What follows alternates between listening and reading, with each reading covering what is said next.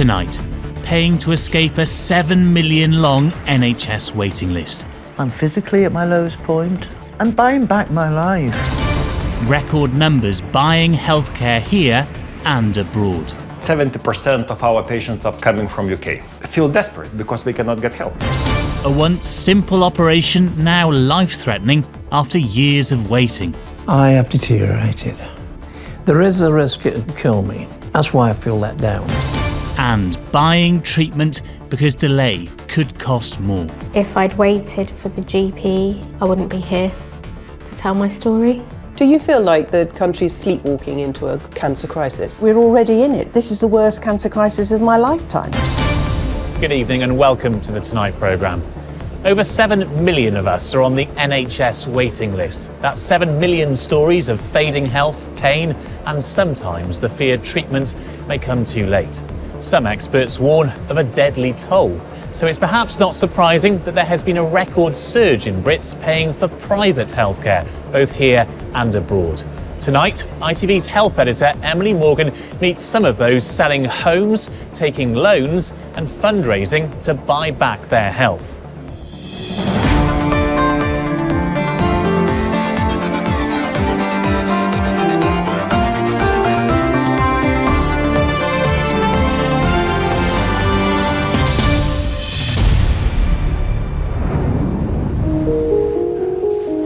As ITV's health editor, I get a frontline view of the NHS in action. They are doing everything they can. I witnessed a nation indebted as we prayed for the pandemic to end. For every COVID patient that ends up here... But as COVID subsided, a new, some say just as deadly, battle began. Have you ever seen a waiting list like this? No. It's horrendous. There are patients on my list that have been waiting from 2019. As hospitals back up, UK-wide over 600,000 are stuck on waiting lists over a year long. I think lives are being lost, yes. Tonight, I'm on a journey to meet those unwilling to wait in pain or live in fear the treatment may come too late. They are all digging deep, going the extra mile to buy back their health.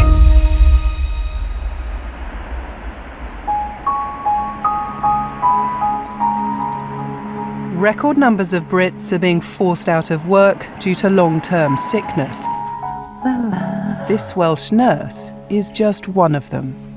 I've got sharp shooting pain in my groin that just makes you stand still. And then I've also got the feeling that the leg is going to collapse. Employers said Candy's disability placed patients at risk, putting her out of NHS work and onto its waiting list. I was told quite clearly hip replacement is the only option. It'll be 2.5 years. I don't want to stop working yet. Candy's local health board say they are working hard to reduce such delay, but over 40,000 like her across NHS Wales are waiting over 2 years. I can't walk properly. I'm financially at my lowest point. I'm physically at my lowest point. I'm emotionally at my lowest point. I don't think I've gone this low. The choice is simple. Wait or join thousands paying up to £13,000 for private hip replacements. It is a problem to be able to afford it, and I've got to say, the family's fear of me being dependent on them has forced them to empty their pockets, and they're helping me out a great deal here. But even private hospitals had a 4-month waiting list. With money tight, Candy found cheaper options in Lithuania. It's half the price, and I couldn't believe that. And then you got to ask yourself, you know, to get what you pay for, and a bit of fear there. Am I going to wake up dead? Being a health worker myself, I never thought I'd be looking elsewhere. I'm buying back my life. We'll rejoin Candy as she makes that 1,000-mile journey to Lithuania. As Candy joins the thousands paying for treatment, our hospital surgeons are seeing the impact of delays.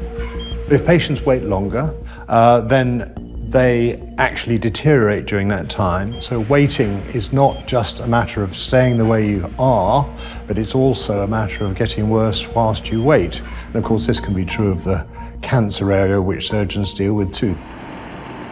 Here in the UK, private hospitals like this one, run by Spire, have seen a whopping 81% increase in revenue from people paying for their own care. And many of their new patients have never considered depending on anything else but the NHS.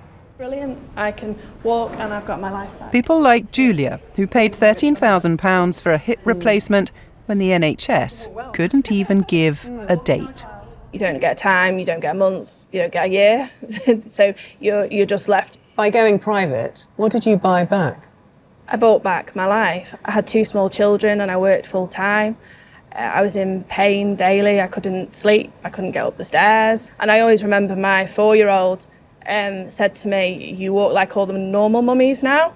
And he just looked really happy because he could see that I wasn't in pain anymore. A visit to see a Spire GP here in Manchester costs £110 for 30 minutes. Any tests and specialists cost extra. Anya, hi. Anya is one of their GPs, but she also offers 10-minute slots in her separate NHS practice.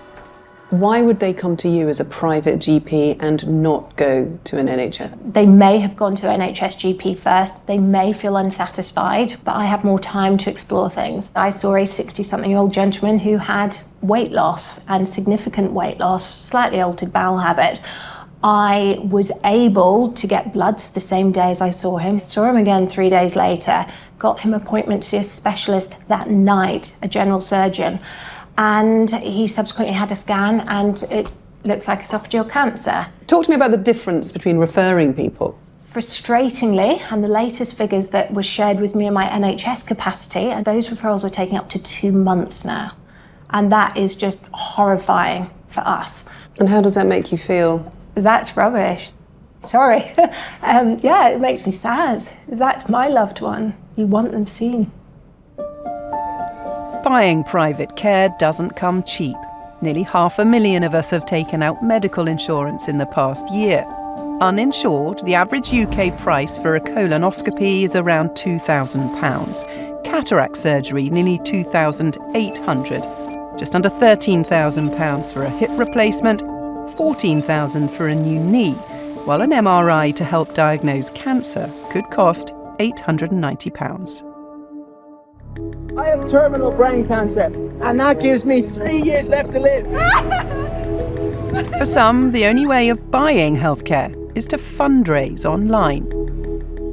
There are just so many of them. I did set a £5,000 goal as just. There's been a surge of medical appeals on GoFundMe. Since we launched in the UK in around sort of 2017, we've seen roughly a 5 to 6-fold increase in our general medical category. Thank you so much for your amazing help. Severe gallbladder pain and NHS backlogs halted Christina Johnston's opera singing career and income, forcing her to raise £7,000 for an emergency operation in the UK. The pain is so intense that I would have preferred to die. If your gallbladder bursts, it's deathly. I'm on the emergency list, which I thought, wow, that's amazing. But he said, unfortunately, there's going to be another 3 months wait for that. If I don't sing and I don't perform, then I don't get paid. Sounds really good. Never, ever would I have thought that I would need the charity. And that's quite a humbling thing. In weeks, Christina raised the money. Just come back from surgery. It's over and I'm really happy it's done. So, yay.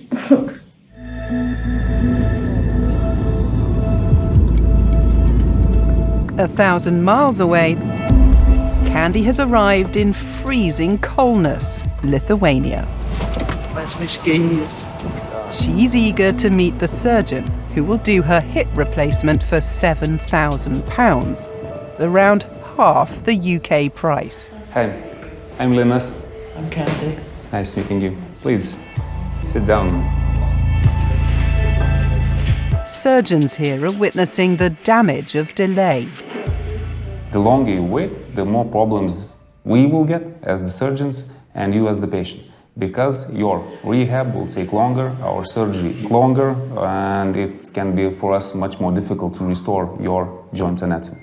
So after the surgery, the pain will go away. Here in Kolnäs, several clinics compete for this booming British business. It's all EU regulated and already well established in cosmetic surgery. Most here, like Bronwen from Dorset, applied using their NHS X-rays. The last year we did 520 orthopedic procedures, and 75% of those patients are patients which are coming from UK. Yeah. It's good business for us, but you know, we're humans, so seeing all those stories or people arriving in wheelchairs in the end because they've been in pain for so long that they sell an apartment or put their life savings in or take a loan out. Try to lift and hold this. This doesn't bring pain? No. At the Gijos clinic, Jan is ready for home after borrowing £7,000 for a hip replacement and 7 days rehabilitation. Okay, now push my palms. Sorry. I'd had to give up work as a baby nanny because it became too dangerous for me to work. I couldn't bear the thought of falling downstairs with a baby. I just worked out financially I'd be in a much better position if I just borrowed the money. The pain was becoming excruciating rather than wait until I'm going to end up in a wheelchair. Paid up and a long way from Wales, Candy is next. I've been worried sick, I haven't been sleeping, but the actual explanation I've had now, I just feel that there's hope at the end of this. Her operation is tomorrow. It's easy to understand the angst of patients, but spare a thought for NHS GPs dealing with the backlog. Today is a bit of a sad day. It's the end of 39 years of me being a doctor in this practice in Matlock. General practice is in the most difficult place I've known it in 40 years. We are now firefighting all the way down the line. The impact of waiting lists are that people keep coming back and keep coming back and keep coming back for the same problem. When we try and inquire from the hospitals as to what the waiting lists are, they won't tell us. We're doing about 30% more consultations than we were in 2019, with a smaller workforce. Incredibly demoralising, and it's one of the reasons I'm stopping being a principal. 75% of us consider the NHS one of Britain's proudest achievements. Yet figures this week revealed less than a third of us to be satisfied with it. They're waiting here to get onto a ward. 16 hours they've been waiting. The Prime Minister told me it's his priority. We've witnessed record spending. In England, 2-year waits have fallen to around 1,000 cases, helped by 91 new ring-fenced surgical hubs. Have a blink. There's investment in the use of the latest technology, while GPs are delivering 500,000 more appointments. And in cancer, 94 new community diagnostic centres help check a record 2.8 million of us for cancer. On funding, are things actually getting better or worse? There's record funding insofar as more money at the moment is going into the NHS than there used to be, which of course is very welcome. But this follows a sustained period of underinvestment. Secondly, the number of vacancies currently in the NHS, I think it's around 10% at the moment. Without filling these vacancies, it's going to be impossible to get these people off the waiting list. Now, girls. Sadly, not everyone taken off the waiting list got the operation they needed. Some die. Others, like this dairy farmer, are now too weak to be treated. What are you all doing? Get a bit close. In 2021, I made this report on Winston. This is not for the squeamish, obviously, but He'd already waited nearly 2 years for a routine hernia operation. It grew from the size of a fist to this. I was classed as not urgent. Well, if this isn't urgent, what is, you know? Today, 18 months on, and we've found Winston in a care home. Sometimes I end up bent double, but never mind. The hernia operation never happened. In an ideal world, I should have been seen to. Well, it didn't happen. Winston finally found the money to go private, but the surgeon said it's now too late. Inoperable, because it's been allowed to grow so large. They say the size of it prohibits them from doing it. I have deteriorated. The operation would give me a 58% chance of dying. That's why they don't really want to do it. It's not getting in here. The hernia has fractured Winston's spine and left him fighting for breath in a care home, paid for by the NHS. But I shouldn't be in this position. It's all because it wasn't done in the first place. And it's grown and grown and grown. And it's revolting. His greatest hope is to get back to the farm. For the time being, God, this is my home. It's nice, but it ain't me. I can't smell cows. I can't smell grass. Dear God, where do we go from here? In the summer of 2021, Mid Cheshire Hospital Trust told us we would like to apologise once again for the delays Winston experienced. But now the Trust tell us, due to his complexities, it is unlikely that he would have been suitable for treatment even without the delay in his assessment. We will continue to support Mr. Baldwin. In Derby, GP Peter Holden has witnessed too many lives darkened by delays.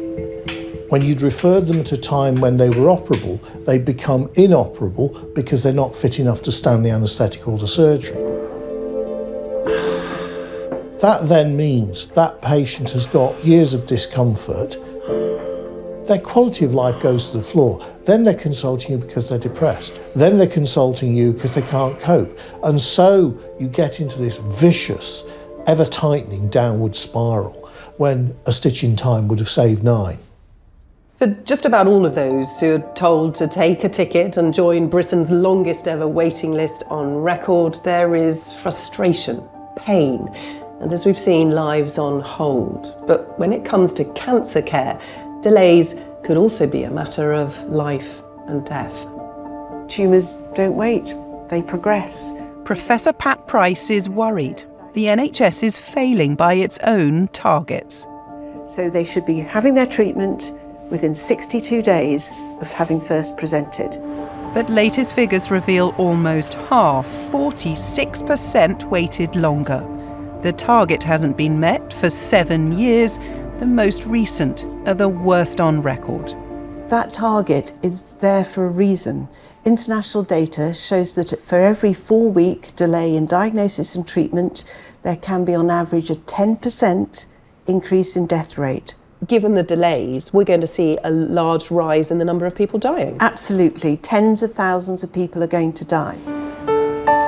The NHS say they are making progress. 19,000 now waiting longer than 2 months, down 14,000 on last summer. These are the cruelest of statistics for mother of 2, Maria. I think my biggest fear was when I was first diagnosed, the first thing that came to my mind was, am I going to lose my hair? Which I obviously have. Weeks turned to months as Maria struggled to see her GP and get emergency NHS tests as her vomiting and coughing got worse. I tried to make an appointment, but they refused to see me. Over the course of 2 months, I was prescribed 4 lots of antibiotics. They weren't working for me. When did you first see them face to face? 2 months later. She could see I wasn't well, but her suggestion was I should have emergency bloods done, which would be 3 weeks. waiting. That's an emergency That's an appointment. emergency. I was obviously besides myself at this point. So I actually asked her to write me a referral so I could see somebody privately. I just literally picked one. And it was my saviour. Tell me about your first appointment with your consultant. He just said my bloods were back and they were dangerous. He said I had no time to go home to even get any belongings, and I had an MRI, and within a day I was diagnosed with stage 4B cancer. What sort of impact do you think that delay had on you? Well, my oncologist has already said that if I'd waited for the GP to have these emergency tests, I wouldn't be here to tell my story. It's hard to ever prove Maria's lost weeks changed her odds, but losing faith in the NHS hasn't come cheap. Every 3 weeks for chemo, I think we're looking at a bill of around 12,500. At least Maria's father had family health insurance to pay the bills. Many have no such cover. I wonder if you might clear something up as well for viewers who might not understand the way it works. If they were to go private and get a private diagnosis, can they then jump back into the NHS and be treated on the NHS? That often happens because people can't afford necessarily the treatment on the private sector. But that then gets very messy for their care, because again, if they've got their diagnosis, but if they're coming back into an NHS system where there's a treatment wait, it's so unsatisfactory. So we're simply diagnosing more people who then go and sit on another waiting list? Correct. An NHS spokesman said every corner of the NHS is working incredibly hard to deliver for patients. There has been significant progress in bringing down the longest waits for care. Back in Lithuania, Candy's hip replacement is underway. Not everyone thinks this long-distance solution is without risk. If patients go abroad, we're concerned that the quality might not be so good. Find out as much as you can and just don't do it on immediacy and cost alone. Research really well. These Lithuanian surgeons argue they are just as good, half the price, with better rehabilitation. It's not an easy decision for patient to take to travel abroad, but they feel desperate because they cannot get help. Super, you're getting up better. Within days of her operation, Candy's rehabilitation is underway. Lithuania, I'm so pleased it was an option. This is the first step to recovery, and what a big step, a very big step. I'm off. Independent experts predict the 7 million waiting list won't fall substantially until the middle of next year. It seems many more will be making journeys like this. Christina's fundraising paid off. Pain-free, she returned to the stage. Maria's looking forward to an Easter reunion with her sister from Cyprus. Jan is back at work as a nanny. And Candy made a full recovery, even teaching Lithuanian medics to line dance. If you'd like more information, please visit our website, itv.com/tonight. And if you'd like to continue the conversation, you can use the hashtag ITV Tonight. But for now, good evening, and thank you for watching.